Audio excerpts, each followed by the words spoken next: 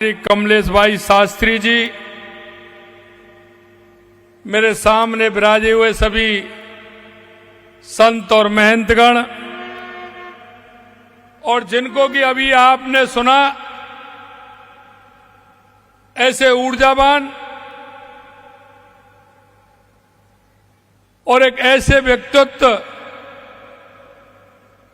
जिनके मन में हमेशा करने की बात कि जनता का किस तरह से भला हो सकता है, और उसी सोच के साथ हमारे देश के यशस्वी प्रधानमंत्री नरेंद्र मोदी जी ने उनके लिए जो एक इतना बड़ा डिपार्टमेंट देश का दिया है और उसमें जो प्रगति हो रही है, उस प्रगति के वाहक हमारे केंद्रीय जल शक्ति मंत्री सम्माननीय सी.आर. पाटिल साहब, मैं उनका आप सबकी तरफ से और राजस्थान की जनता की तरफ से बहुत बहुत स्वागत और अभिनंदन करता हूं। मंच पर विराजमान मेरी कैबिनेट में मेरे साथी, यहां के प्रभारी मंत्री भाई बाबूलाल जी खराड़ी साहब, हमारे सागवाड़ा के विधायक भाई शंकरलाल जी ढेंचा जी, माननीय विधायक गढ़ी कैलाश मीणा जी, बल्लभ नगर के विधायक श्री उदयलाल डांगी जी, हमारी पार्टी के अध्यक्ष हरीश पाटीदार जी, पूर्व सांसद कनकमल कटारा जी, पूर्व कैबिनेट मंत्री महेंद्रजीत सिंह मालवीय साहब, पूर्व विधायक सागवाड़ा अनीता कटारा जी, जिला प्रमुख सूर्य आर्य जी, प्रधान सागवाड़ा ईश्वरलाल जी चरपोटा साहब, प्रधान गलियाकोट जयप्रकाश पारगी जी, और इस जन भागीदारी में जिन्होंने बढ़कर के हिस्सा लिया, ऐसे भाई विवेक भट्ट जी, और इस कार्यक्रम में आए सभी मेरे पूजा योग बुजुर्गों, नौजवान दोस्तों, और इतनी बड़ी संख्या में आई मेरी माता बहनों, सबसे पहले तो मैं आप सभी को नमन करता हूं, आप सभी को प्रणाम करता हूं। मैं इस डूंगरपुर की इस पावन धरा को भी नमन करता हूं। यहां के पवित्र तीर्थ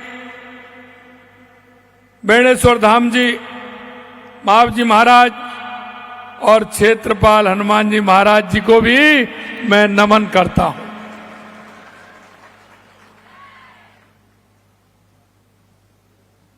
समिति सर्व सनातन समाज खड़गदा द्वारा नदी संरक्षण एवं संवर्धन के लिए आयोजित राम कथा का श्रवण कर मुझे एक अपार, जो मैं देख रहा हूं, आध्यात्मिक सुख मिल रहा है। ऐसे पावन आयोजन का मैं हिस्सा बना, निश्चित रूप से मैं सौभाग्यशाली हूं। मैं आपको बताना चाहता हूं, क्योंकि जब ईश्वर को काम कराना होता है तो किसी ना किसी को वो निमित्त बना करके भेजता है। और मैं कहना चाहता हूं, जो व्यासपीठ से हमारे महाराज कमलेश शास्त्री जी जो कह रहे थे, मैं उनकी बात को आगे बढ़ाता हूं। इस देश के लिए, देश के यशस्वी प्रधानमंत्री नरेंद्र मोदी जी को एक उस कार्य को करने के लिए, क्योंकि आपने देखा था 2014 से पहले हमारे देश की स्थिति क्या थी, और आज आप देख रहे हैं 2014 के बाद हमारे देश की स्थिति बदली है। चाहे वो कोई भी क्षेत्र, हमारी गरीब कल्याण की योजनाएं हो, हमारे विकास की योजनाएं हो, दुनिया में नक्सलवाद आतंकवाद का खात्मा हो, या दुनिया में बढ़ता हुआ भारत का गौरव हो, वो आप महसूस कर रहे होंगे। इसलिए मैं कहता हूं कि राम कथा की कितनी बड़ी महिमा है। इसे लेकर तुलसीदास जी ने भी लिखा है कि राम कथा शिव जी शिवजी जी को नर्मदा जी के समान प्रिय है। यह सब सिद्धियों तथा सुख संपत्ति की राशि है। देवताओं को उत्पन्न और पालन पोषण करने वाली माता अदिति के समान रघुनाथ जी की भक्ति और प्रेम की परम सीमा सी है। और आप देख रहे हैं लिखा हुआ है, पूछे ही रघुपत कथा प्रसंगा, सकल लोक जग पावन गंगा। इन महत्व के माध्यम से संत बिटप सरता गिर धरनी, परहित हेत सवन के करनी। पूरी चौपाई के अंदर यह वाक्य कि जो देश के यशस्वी प्रधानमंत्री नरेंद्र मोदी जी ने परहित के जो काम कर रहे हैं, और आज आपने देखा किसी के मन में यह बात नहीं आई। मैं धन्यवाद देना चाहता हूं CR पाटिल साहब को कि देश के यशस्वी प्रधानमंत्री नरेंद्र मोदी जी के नेतृत्व में जो उन्होंने ये अभियान लिया है, जन भागीदारी से जन संचय का कार्यक्रम जो हुआ है। मित्रों, मैं कहना चाहता हूं, ये आप इसको अच्छी तरह से जानते हैं, मेरे राजस्थान वासी अच्छी तरह से जानते हैं। राजस्थान के अंदर पानी की किस तरह की परेशानी थी, लेकिन मैं कहना चाहता हूं, हमारी सरकार को बने 1 साल से थोड़ा दिन पूरा समय हुआ है। लेकिन मैं कहना चाहता हूं, देश के यशस्वी प्रधानमंत्री नरेंद्र मोदी जी के नेतृत्व में आपने जो 1 साल के अंदर देखा है, क्योंकि हमने सोचा कि सबसे पहले अगर प्रदेश का विकास करना है तो उसके अंदर पानी की बहुत बड़ी आवश्यकता है, और पानी की भागीदारी होगी। पानी अगर हमारे पास होगा तो आगे का काम हम कर सकेंगे। और मैं यहां आपको कहना चाहता हूं, और देश के यशस्वी प्रधानमंत्री नरेंद्र मोदी जी को, राजस्थान की 8 करोड़ जनता की तरफ से मैं इस बात के लिए धन्यवाद देना चाहता हूं कि राजस्थान के अंदर उन्होंने जब कहा हमने, तो सबसे पहले पानी की समस्या की तरफ हमने हाथ आगे बढ़ाया, काम आगे बढ़ाया। और वो मैं इसलिए कहना चाहता हूं, हमारी सबसे बड़ी जो समस्याएं थी उनके समाधान की ओर हम बढ़े हैं। चाहे वो हमारी ERCP हो, आपने देखा होगा वर्षों से उस पर राजनीति होती थी, जो सत्ताधारी लोग थे वो राजनीति करते थे, लेकिन देश के यशस्वी प्रधानमंत्री नरेंद्र मोदी जी ने 90-10 पर जो माननीय CR पाटिल जी ने कहा वो करके दिखा दिया। इतनी बड़ी योजना हम राजस्थान के अंदर लेकर के आए। यही नहीं, राजस्थान के अंदर हमने हमारा शेखावाटी का इलाका जो यमुना समझौता बार बार कांग्रेस के लोग कहते थे, उसको भी हम लेकर के आए। यही नहीं, हमारी देवास योजना जो उदयपुर की पहाड़ियां, डूंगरपुर बांसवाड़ा की पहाड़ियों से पानी जो अरब सागर की तरफ जाता था वो काम में नहीं आता, वो देवास स्कीम के द्वारा टनल बना करके और एनीकट बना करके उसमें भी काम प्रारंभ हो गया। ये भी माननीय देश के यशस्वी प्रधानमंत्री नरेंद्र मोदी जी ने किया। हमने जो माई डैम योजना, हमारी माई डैम योजना, उसका भी काम हमने आगे बढ़ाते हुए हमारे बांसवाड़ा, हमारे डूंगरपुर के हमारे किसान भाइयों को पीने का पानी भी मिले, कृषि का पानी मिले, इसके लिए भी हमने योजना प्रारंभ किया। आपने देखा होगा जन भागीदारी से जन संचय, कितना बड़ा काम। मैं धन्यवाद देना चाहता हूं CR पाटिल जी को कि देश के यशस्वी प्रधानमंत्री नरेंद्र मोदी जी के नेतृत्व में उन्होंने जो सूरत के अंदर ये कार्यक्रम किया, जिसमें मध्य प्रदेश के मुख्यमंत्री, बिहार के उप मुख्यमंत्री, मैं और गुजरात के हमारे मुख्यमंत्री और हमारे CR पाटिल साहब ने, और मैं कहना चाहता हूं राजस्थान के 40,000 गांव में जन संचय का काम हमारे पाटिल साहब ने प्रारंभ कराया है। यह बहुत बड़ा काम है। अगर ठीक प्रकार से हमारे ये काम पूरी तरह से हो, इसकी चिंता भी करते हैं। इसलिए मैं कहना चाहता हूं, यह श्री भगवान श्री राम ने देश के जन जन के आराध पिछले साल, क्योंकि ये आप देख रहे हैं, लगातार आप देख रहे हैं कि बंसी वाले की कृपा हो रही है, भगवान राम की कृपा हो रही है। इधर तो पानी के हमारे समझौते हुए हमारी डीपीआर बनना प्रारंभ हो गई, उधर ऊपर वाले इंद्र भगवान भी खुश हो गए, उन्होंने राजस्थान के पूरे बांध भर दिए। ये भी एक सहयोग है। इसलिए मैं कहना चाहता हूं, आपने देखा होगा पिछले साल जनवरी में सनातन समाज का 500 वर्ष का इंतजार समाप्त हुआ। हमारे आराध्य भगवान श्री राम अयोध्या में एक दिव्य और भव्य मंदिर में विराजमान हुए। ये भी एक सपना हमारा था।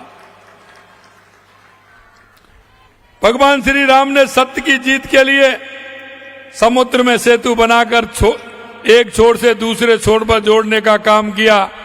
भगवान राम का काम करने वाले यशस्वी प्रधानमंत्री नरेंद्र मोदी जी आम आदमी को पानी उपलब्ध कराने के लिए नदियों से नदियों जोड़ने का काम हमारे प्रधानमंत्री जी कर रहे हैं। और अभी आपने देखा 17 दिसंबर को हमारे यहां कार्यक्रम था और 25 दिसंबर को मध्य प्रदेश के अंदर कार्यक्रम था। नदियों से नदियों जोड़ करके आम आदमी की जन भागीदारी उसमें कैसे बने, इसके लिए। तो डूंगरपुर दौरे पर मुख्यमंत्री बचनलाल शर्मा अपनी बातों को रखते हुए फिलहाल खबर दोपहर में इतना ही। बाकी अन्य खबरों के लिए बने रहिए हमारे साथ। नमस्कार। दी गई है, अतिक्रमण करने पर सामान किया जाएगा जब्त। मंडी चौराहा दामोदर दरवाजा कृषि मंडी रोड पर चला है ये अभियान। नगर परिषद ने आज शहर में अतिक्रमण हटाने का व्यापक अभियान चलाया। कार्रवाई मंडी चौराहा, दामोदर दरवाजा और कृषि मंडी रोड जैसे प्रमुख क्षेत्रों में की गई है। तस्वीरें आपके सामने, आप देख सकते हैं किस तरीके से बुलडोजर के माध्यम से जो अवैध अतिक्रमण है उसे ध्वस्त किया गया है और दोबारा अतिक्रमण ना करने की हिदायत भी दी गई है। आपको बता दें कि कलेक्टर के निर्देश पर यह कार्रवाई हुई है, यह अभियान शुरू किया गया है। नगर परिषद के दस्ते ने इस दौरान दुकानदारों की तरफ से सड़क पर अतिक्रमण करके रखे गए अपने सामान और अस्थायी ढांचे जो बना लिए गए थे उनको हटाया गया है। अतिक्रमण के कारण यातायात भी बाधित हो रहा था, जाम लग रहा था, जिससे स्थानीय निवासी और मंडी में आने जाने वाले किसानों को परेशानियों का सामना करना पड़ता था।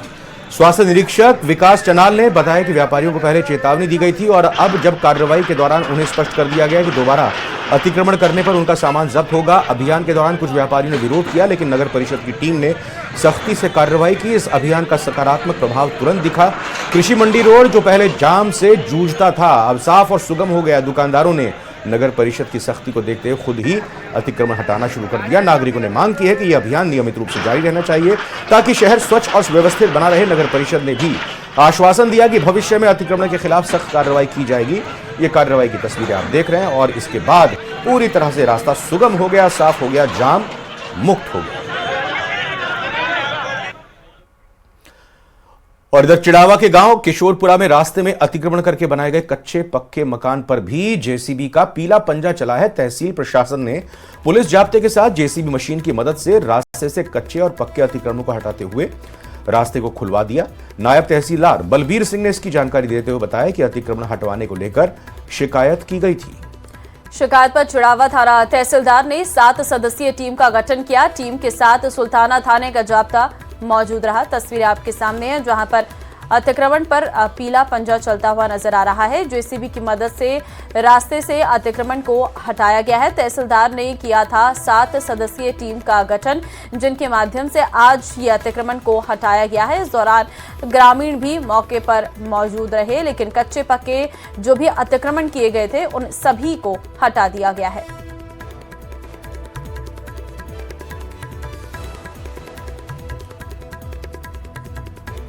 मुमकिन रास्ता की एक शिकायत प्राप्त हुई थी जो हंसराम जो प्रार्थी के द्वारा दी गई थी और उसमें गैर मुमकिन जो रास्ता था उस पर अतिक्रमी के तौर पर भरत सिंह और ज्ञाना देवी अतिक्रमी थे, तो उनको नोटिस और जो वार्निंग देकर उनको सूचित किया गया था, लेकिन उन्होंने वो जब अतिक्रमण नहीं हटाया तो माननीय तहसीलदार महोदय चिड़ावा के आदेश पे गठित टीम ने उचित कार्यवाही कर रास्ते को अतिक्रमण मुक्त किया है। महात्मा गांधी इंग्लिश मीडियम सरकारी स्कूलों की समीक्षा के लिए समिति गठित होते ही सियासत भी गर्मा गई है। पीसीसी चीफ गोविंद सिंह डोटासरा ने प्रेस कॉन्फ्रेंस कर सरकार पर निशाना साधा। डोटासरा ने कहा कि 12 महीने बाद कमेटी बनाने की क्या जरूरत आई। 3,700 से ज्यादा स्कूलों के 6 लाख से ज्यादा बच्चे पढ़ाई कर रहे हैं।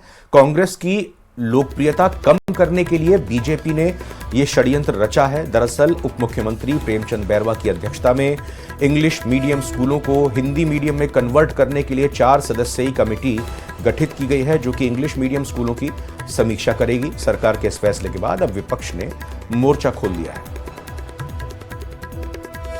एक मंत्रिमंडलीय समिति बनाई है महात्मा गांधी इंग्लिश मीडियम स्कूलों की समीक्षा के लिए कि ये समीक्षा की कमेटी 12 महीने बाद में मुख्यमंत्री जी आपने क्यों बनाई, 12 महीने तक आप क्यों सोते रहे। आज जो स्थिति है इंग्लिश मीडियम स्कूलों की, 3,737 विद्यालय प्रदेश में रन कर रहे हैं। उसमें इस वर्ष 6,77,371 बच्चे और बच्चियां, जिसमें बच्चियों की संख्या बच्चों से भी ज्यादा है, वो फ्री में इंग्लिश मीडियम की शिक्षा ग्रहण कर रहे हैं। पिछले सत्र में ये संख्या 7,09,970 थी। हमारी कांग्रेस की जब सरकार थी तो हमने 45,300 पद स्वीकृत किए थे। अलग से इंग्लिश मीडियम का कैडर बनाया था। हमने 10,000 की नई भर्ती भी की थी। जयपुर में उत्कर्ष कोचिंग पर इनकम टैक्स डिपार्टमेंट की कार्रवाई लगातार जारी है। विभाग की कार्रवाई में अभी तक 12 लाख रुपए कैश, 4 किलो ज्वेलरी मिली है। उत्कर्ष क्लासेस और फिजिक्स वाला के बीच हुई डील पर यह सर्चिंग कार्रवाई हो रही है। डील की वैल्यूएशन को लेकर इन्वेस्टिगेशन लगातार जारी है। पिछले 4 साल से कथित तौर पर दिए गए डिस्काउंट का वेरिफिकेशन जारी है। उत्कर्ष ने 51% स्टेक फिजिक्स वाला को बेचा था और जोधपुर, जयपुर, प्रयागराज और इंदौर में आईटी इन्वेस्टिगेशन जारी है। उत्कर्ष कोचिंग सेंटर पर आयकर विभाग का सर्च ऑपरेशन जारी है। मैं आपको बता दूं, जयपुर, जोधपुर और प्रयागराज के सेंटर्स पर आयकर विभाग द्वारा लगातार सर्च ऑपरेशन अभी तक जारी है। कल देर रात के इन्वेस्टिगेशन में कुछ तथ्य सामने निकलकर जरूर आए हैं। वो मैं आपको बता दूं कि करीब 20 करोड़ रुपए का डिस्काउंट उत्कर्ष कोचिंग क्लासेस के थ्रू बच्चों को दिया जा रहा था, जो 4 साल से कथित तौर पर लगातार दिया जा रहा था। उसके बाद फिजिक्स वाले से 240 करोड़ की डील उत्कर्ष क्लासेस की भी हुई थी। वो तथ्य भी सामने निकल कर आया है इस सर्च ऑपरेशन में। वहीं उत्कर्ष क्लास ने अपना 51% स्टैक जो है फिजिक्स वाले को बेचा था। तो ऐसे में ये कुछ मुख्य बिंदु है जो निकलकर सामने आए हैं। इस वक्त गोपालपुरा उत्कर्ष क्लासेस के सेंटर के बाहर मैं मौजूद हूँ। वहाँ की तस्वीरें आपको दिखा रही हूँ। अभी भी आयकर विभाग का सर्च ऑपरेशन इन मुख्य शहरों में लगातार जारी है और कल देर रात के इन्वेस्टिगेशन के बाद ये कुछ तथ्य सामने निकल कर आ पाए हैं। और आपको बता दें कि जोधपुर, प्रयागराज और जयपुर में सभी सेंटर्स के अकाउंट्स खंगाले जा रहे हैं, इन्फॉर्मेशन जो है निकाली जा रही है और आयकर विभाग का सर्च ऑपरेशन लगातार जारी बताया जा रहा है। और उम्मीद की जा रही है कि आज रात तक जो है इन्वेस्टिगेशन पूरी कर ली जाएगी आयकर विभाग की ओर से। कैमरामैन शेर सिंह के साथ महिमा जैन, न्यूज़ 18। और जैसलमेर से बड़ी खबर आपको देंगे, जहां पर 3 साल की मासूम की मौत हो गई है। डॉक्टर पर गलत इंजेक्शन लगाने का आरोप लग रहा है। परिवार वाले लापरवाही का डॉक्टरों पर आरोप लगा रहे हैं। मृतका रवीना धवा की निवासी थी। परिजन डॉक्टर के खिलाफ कार्रवाई की मांग कर रहे हैं। जैसलमेर के ये एक क्लिनिक में डॉक्टर पर मासूम को गलत इंजेक्शन लगाने का आरोप परिवार की तरफ से लगाया जा रहा है, जिससे 3 साल के मासूम की मौत हो गई, ऐसा परिवार वालों का कहना है, आरोप है। ये जैसलमेर के हसन का गांव धुआ के रहने वाले 3 साल की गागन खान की बेटी जुकाम और बुखार के चलते शनिवार को जैसलमेर में भर्ती किया गया, अस्पताल में लाया गया, या कहें कि क्लिनिक में अस्पताल यहां लाया गया। और इस दौरान उसे एक चेकअप के दौरान डॉक्टर की तरफ से इंजेक्शन लगाया गया। उसी के बाद तबीयत अचानक खराब हो गई और बच्चे के मुंह से सफेद झाग निकलने के बाद परिजन उसे सरकारी हॉस्पिटल लेकर पहुंचे। वहां पर चिकित्सकों ने उसे मृत घोषित कर दिया।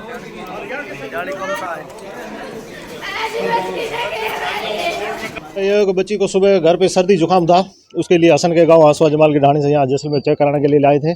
तो लाने के बाद में यहाँ जैसे हॉस्पिटल बच्चों वाले हॉस्पिटल आ रहे थे तो बीच रास्ते में शिव मेडिकल के पास में लड़के आए। उन्होंने बोला कि डॉक्टर साहब अंदर बैठे यहीं चेक करा लो। वहाँ डॉक्टर मेहता साहब द्वारा चेक किया गया। मेहता साहब ने चेक करके बच्ची को इंजेक्शन लगवा दिया, लेके दे दिया कि इंजेक्शन लगा दो, थोड़ा सर्दी जुकाम है उसका इंजेक्शन लगा दो। तो वो इंजेक्शन लगाया, पता नहीं उन्होंने पर्ची में देखा कि ना देखा, बिन देखे ऐसे किसी ने लगाया। लगाने के सिर्फ 5-7 मिनट 10 मिनट में बच्ची की जान चली गई। तो अभी तक पता चला उस हिसाब से बच्ची को सुबह बाहर की प्राइवेट क्लिनिशियन को दिखाया था, पीडियाट्रिशियन को, और उन्होंने जो दवाई लिखी थी वो परिजन कहीं बाहर क्लिनिक सेंटर पे कहीं इंजेक्शन लगवाया। इंजेक्शन लगाने के बाद बच्ची की तबीयत बिगड़ी है, तब वहाँ से यहाँ हॉस्पिटल लेके आए थे। यहाँ जब लेके आए थे तब बच्ची ब्रॉड डेड थी, और जो मामला है वो प्राइवेट क्लिनिक का है, यहाँ लेके आए थे खाली। हमें सूचना मिली कि बच्चा वार्ड में एक बच्ची को लाए थे, चेक कराने पर डेथ घोषित की गई थी। तो बताया कि बाहर को इंजेक्शन लगाया था, उसके वारिसानों को ऑब्जेक्शन था कि गलत इंजेक्शन लगाने से इसकी डेथ हुई है। तो बच्ची की शव को मोर्चरी में रखा गया है। परिजनों की जैसी भी रिपोर्ट दी उसके अनुरूप कार्रवाई की जाएगी। टोंक जेल में बंद नरेश मीणा की जमानत अर्जी पर सुनवाई एक बार फिर से टल गई है। जिला एवं सेशन कोर्ट ने आज नरेश मीणा समेत 18 लोगों की जमानत पर सुनवाई होनी थी, लेकिन पीठासीन अधिकारी के अवकाश पर होने के चलते सुनवाई टल गई है। अब नरेश मीणा की जमानत पर 6 जनवरी को अगली सुनवाई होगी। दरअसल उपचुनाव के दौरान समरावता गांव में थप्पड़ कांड, आगजनी, हिंसा के बाद निर्दलीय प्रत्याशी नरेश मीणा सहित अन्य आरोपियों को गिरफ्तार किया था, जिसके बाद आज जिला एवं सेशन कोर्ट में नरेश मीणा की जमानत पर सुनवाई होनी थी, जो अब अगली सुनवाई 6 जनवरी को होगी।